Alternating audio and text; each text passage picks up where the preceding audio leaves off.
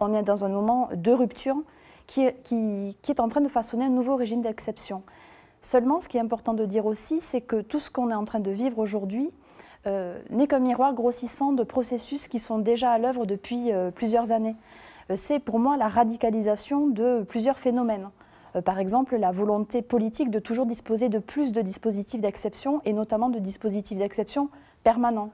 Deuxième chose, c'est la radicalisation aujourd'hui de la logique préventive de l'antiterrorisme, qui fait que pour prévenir des attentats, on va aller toujours plus loin, quitte à réprimer l'intention terroriste, avec tout ce que ça peut entraîner comme atteinte aux garanties fondamentales. Et enfin, radicalisation de la criminalisation des mouvements sociaux, notamment des militants dits radicaux. Donc on est bien dans un moment rupture, mais qui s'inscrit aussi dans une continuité historique. Alors, que nous dit Vanessa Codaccioni?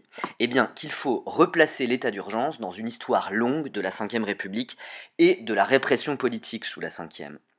Après la fin de la guerre d'Algérie en 1962, le pouvoir gaulliste fait face à la violence de l'OAS, qui luttait pour l'Algérie française, et qui organise des attentats, en particulier contre le chef de l'État. De Gaulle met en place en 1963 une juridiction d'exception, la Cour de sûreté de l'État, pour juger les militants de l'OAS.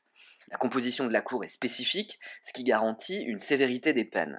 Pour délibérer, la Cour de sûreté qui est présidée par un civil, le président Romerio, et qui comprend 3 civils, 3 magistrats civils et 2 militaires, un général de division et un lieutenant-colonel. Mais alors, une fois que l'OAS a été détruite, c'est-à-dire à peu près vers 63-64, la Cour de sûreté de l'État va servir à combattre d'autres ennemis de l'État.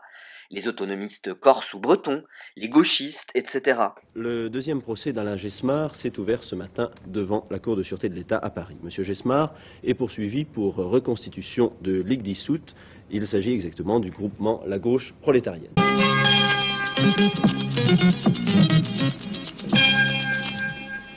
Bonsoir. C'est un jugement sévère qui a été rendu par la Cour de sûreté de l'État contre les plastiqueurs du château de Versailles, Lionel Chenevière et Patrick Montausier, qui en juin dernier avaient fait sauter une salle du château au nom du séparatisme breton, ont été condamnés à 15 ans de réclusion criminelle. À ce jour, c'est la peine la plus dure prononcée dans une affaire... Et l'article 16 et la Cour de sûreté de l'État vont faire partie des arguments de Mitterrand pour décrire la Ve République comme un coup d'État permanent.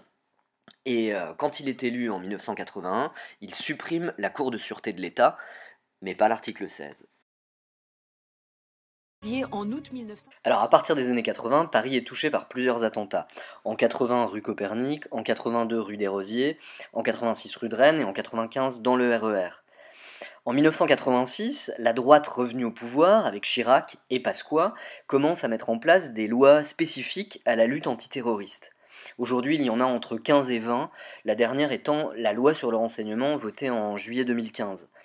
Donc depuis 1980, les tribunaux d'exception n'existent plus.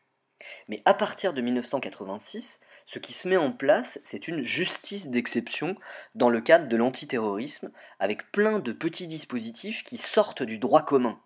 Pour un crime, les auteurs sont jugés en assises, en cour d'assises, et il y a un jury populaire tiré au sort.